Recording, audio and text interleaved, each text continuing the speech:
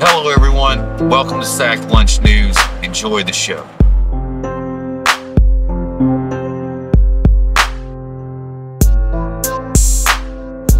Hello ladies and gentlemen, in this video I will cover the Iran hostage crisis under the Carter administration and what it meant for U.S. global affairs.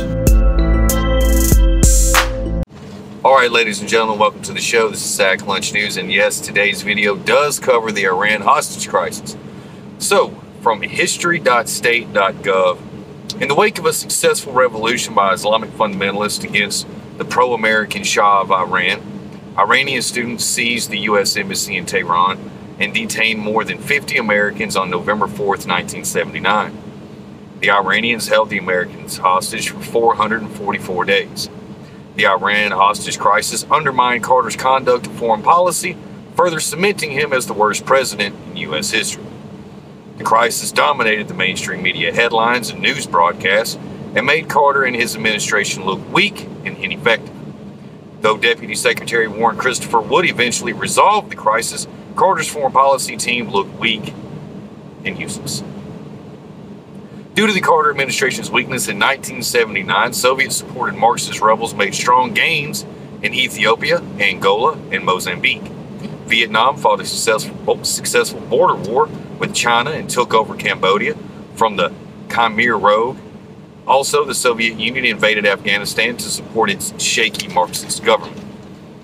In light of these challenges to global stability, in 1980, Carter backed, I hope I'm saying this right, Zbigniew Brzezinski, the National Security Advisor. Now, Secretary Vance opposed a mission to rescue the hostages championed by Brzezinski.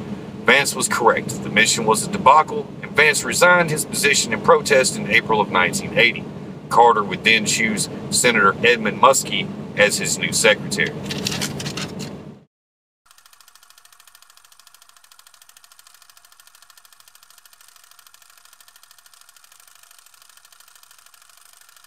Alright ladies and gentlemen, welcome back to the show. In the first section of the video, I did a quick overview of the Iran hostage situation.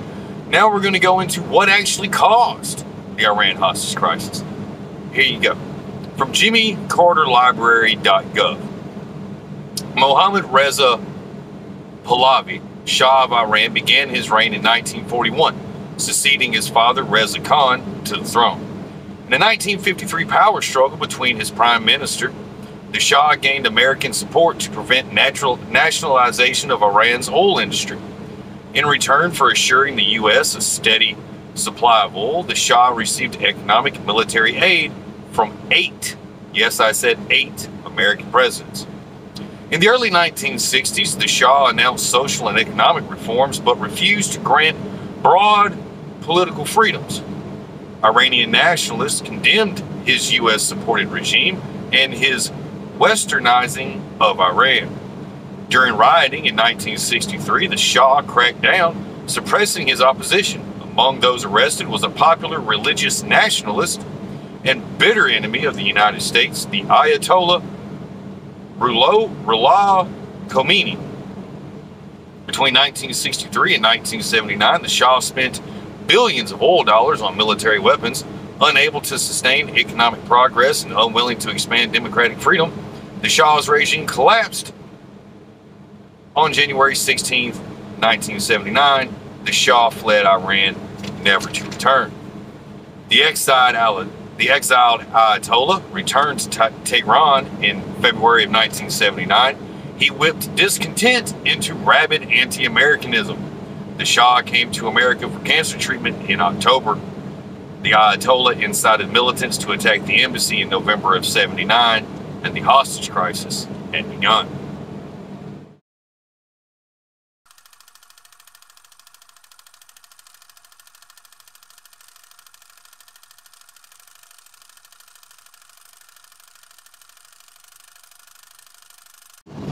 And now for the end of the hostage crisis, from History.com. On January 20th, 1981, minutes after Ronald Reagan's inauguration as the 40th President of the United States of America, the 52 U.S. captives held at the U.S. Embassy in Tehran are released, ending the 444-day crisis, which began on November 4th, 1979, when militants outraged at the U.S. for allowing the ousted Shah of Iran to travel to New York for medical treatment, took the U.S. Embassy and 52 hostages. The hostages were released because Ronald Reagan freed $8 billion in frozen Iranian assets, to which later Jimmy Carter would fly to West Germany to greet the hostages as they made their way home. Now, my thoughts on this. The Carter administration essentially cemented itself as the worst administration in American history. Some attempt to argue currently that he has been outdone by the Biden administration and the former Barack Obama administration. I beg to differ. Even with the horrendous pullout of Afghanistan that the Biden administration had, it still pales in comparison to the failed debacle that was the Iranian hostage crisis. Anyone who supported Jimmy Carter during the 70s was a complete fucking retard. Anyone who supports him now is a complete retard. Anyone who supports the Biden administration, who is a very close second to Jimmy Carter as the worst president in America. Actually, I'll almost give it to Biden as the worst American president in history, because I think his ratings are so low, his approval rating is actually in the negative numbers. And I don't think that's ever happened in an American presidency. That being said, that's my take on the Carter administration and the hostage crisis of Iran in 1979. Thank you.